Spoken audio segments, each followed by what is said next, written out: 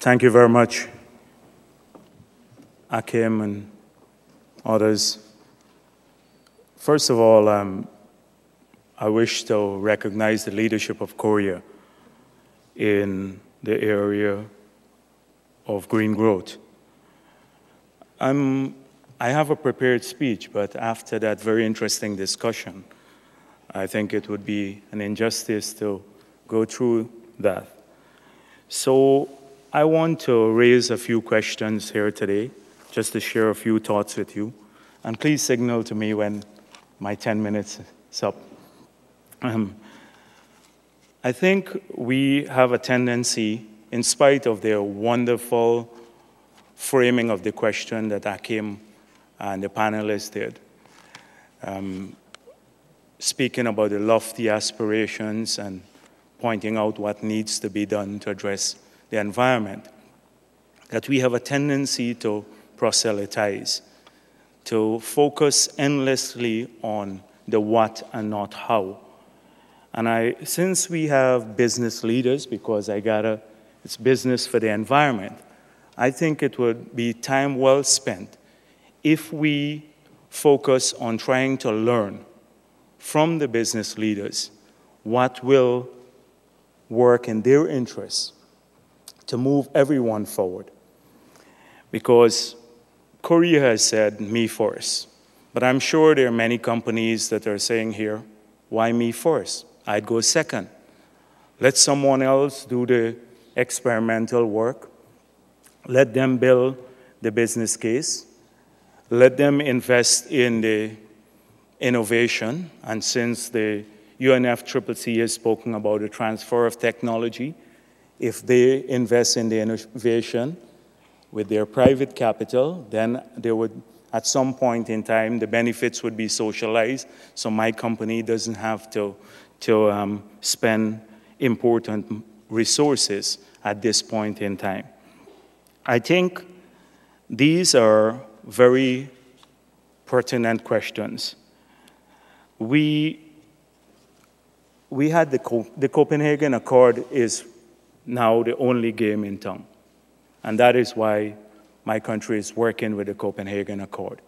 There are some important elements in the Accord that are essential for moving the entire debate forward. The focus on renewables, the focus on monitoring and reporting and verification systems, the focus on forestry, and the focus on financial transfer mechanisms. These are 4 positive elements of the Copenhagen Accord. 2 are critical to the market: the financial transfer mechanism and the MRV system.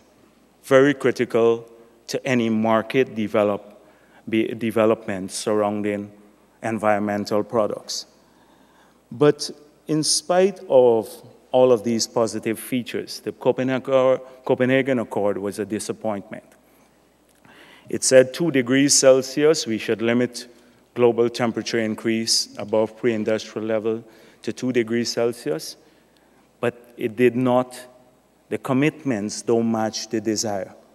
So the commitments made by several countries will not get us 2 degrees Celsius. And secondly, it's not binding. Now, why are these 2 things so important for the market? One is because of the market signal that it sends.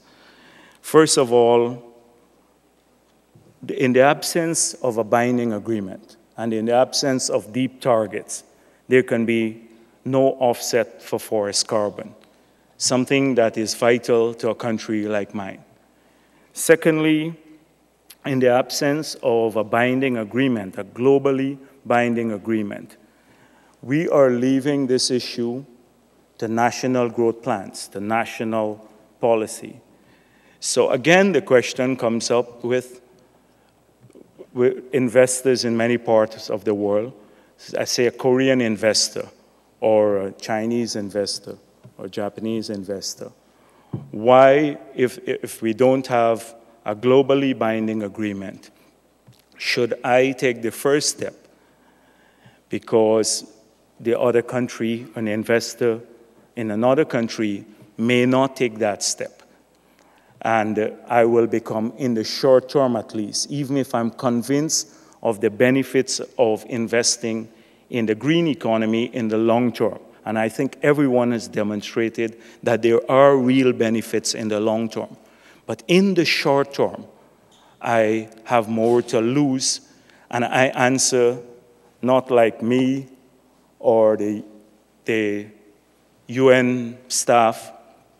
We don't get fired, but you answer to shareholders in the short term. And the shareholders may very well say you're not generating value for money. So I think these are some critical issues that we have to debate here today. I think focusing again on the what, that has been done so often and so eloquently by so many people. And we really need to get down to some of these issues.